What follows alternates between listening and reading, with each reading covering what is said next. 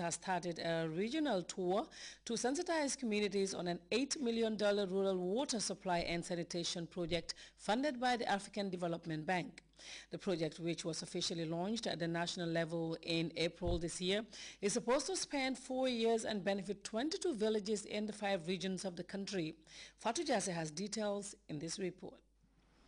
The Ministry of Fisheries, Water Resources and National Assembly Matters quest to enhance access to safe drinking water, improve sanitation hygiene practice in rural Gambia has been boosted with a grant of $8 million to fund this project that include water supply and sanitation infrastructure, institutional strengthening and capacity building, project implementation and management including engineering services. Governor Lamin Sane of West Coast Region, in his welcome remarks, underscored how this project would tackle some of the challenges faced by rural communities to access safe drinking water and proper sanitation. Sane was optimistic about the caliber of people tasked with the responsibility of project implementation. I want to encourage all participants within this one-day launching ceremony to make sure that the time provided for questions and answers are utilized properly, so that all doubts that they have could be cleared by the people who are here, who will give them the support and necessary information that they should have. The women are the ones who bear the brunt of fetching water.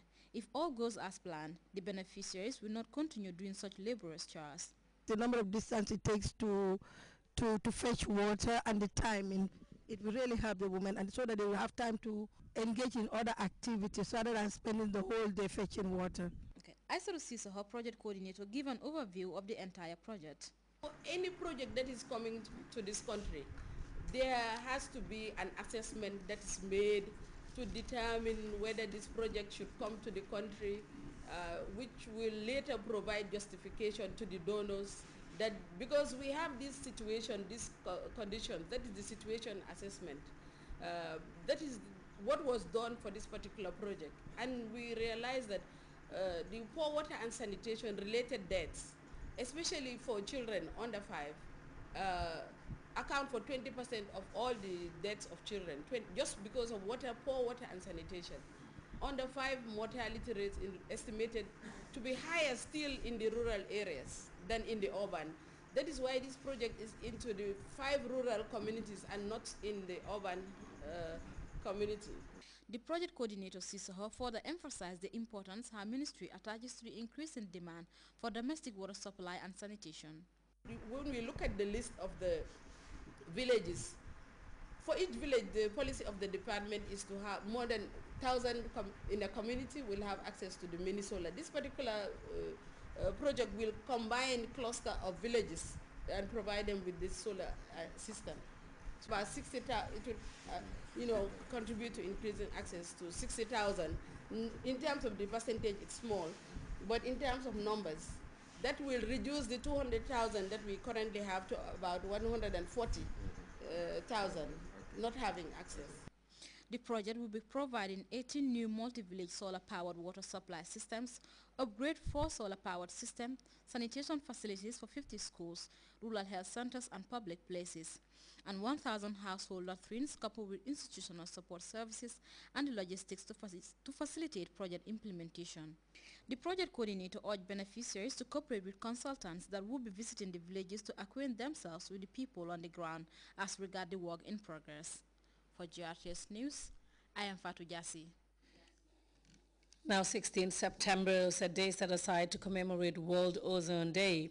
The Gambia joined the rest of the world to commemorate the 25th year anniversary.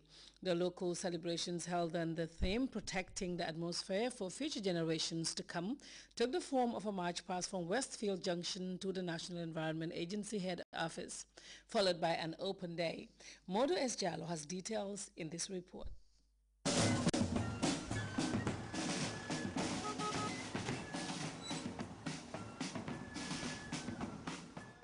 From the march past, participants gathered at the National Environment Agency to reflect on the achievements made during the past 25 years.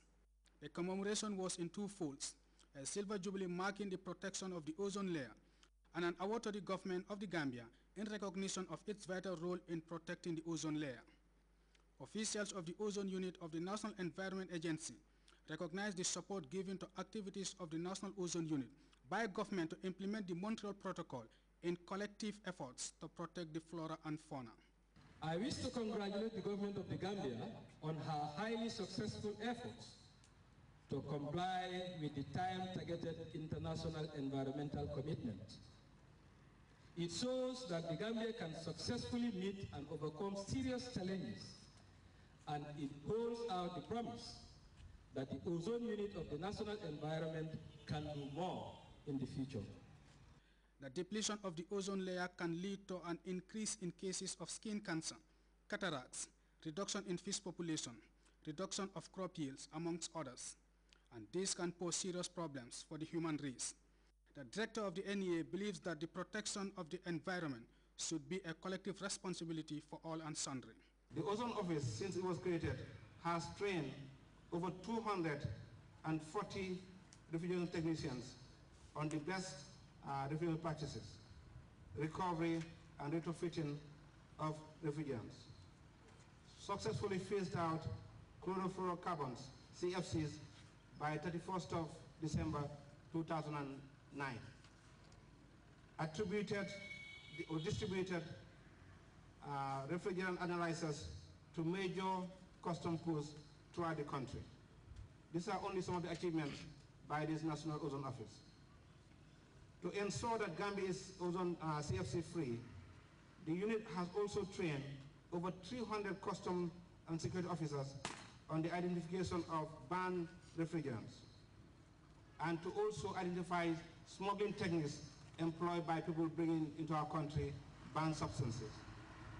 Momodou Sarr commended officials of the Ozone Unit and officials of the NEA for their tireless effort to meeting the demands and targets set by government to mitigate global warming.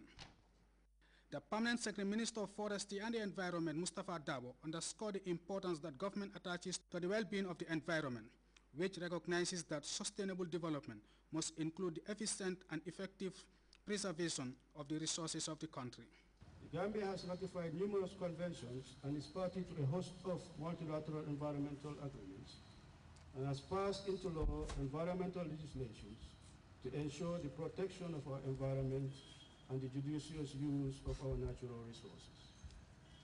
Distinguished ladies and gentlemen, with the signing into law of ozone depleting substances regulations by His Excellency, Sir Professor Dr. Alhaji A.J.J. Jammeh, in his capacity as Chairman of the Gambia Environment Management Council, the Gambia has successfully implemented programs to phase out all chlorofluorocarbons, CFCs, since January 1st, 2020. As one of the most vulnerable countries to the impact of climate change, we in the Gambia are already experiencing more torrential rains, flooding, intensive windstorms, mixed with intermittent drought and excessive heat, particularly during the summer. The celebrations, according to officials, is aimed at reminding people about the importance of environmental sanitation and protection, which will, to a great extent, avert the dangers and problems posed by the depletion of the ozone layer, which will make the problems of global warming a reality. Mohamed Jallo, Grts. The Office of the Chief Justice has issued a public notice warning people against some disgruntled members of the public who are sending false email messages from a false email address purported to be the email address of the Chief Justice Emmanuel A. Ajim. According to the Office of the Chief Justice, the said messages are trying to instigate ill feelings among members of the public, and the general public should be aware that the purported email messages don't emanate from the Chief Justice and should be disregarded. Well, time now to take our first break. When we come back, we'll take a look at more news. Stay tuned in.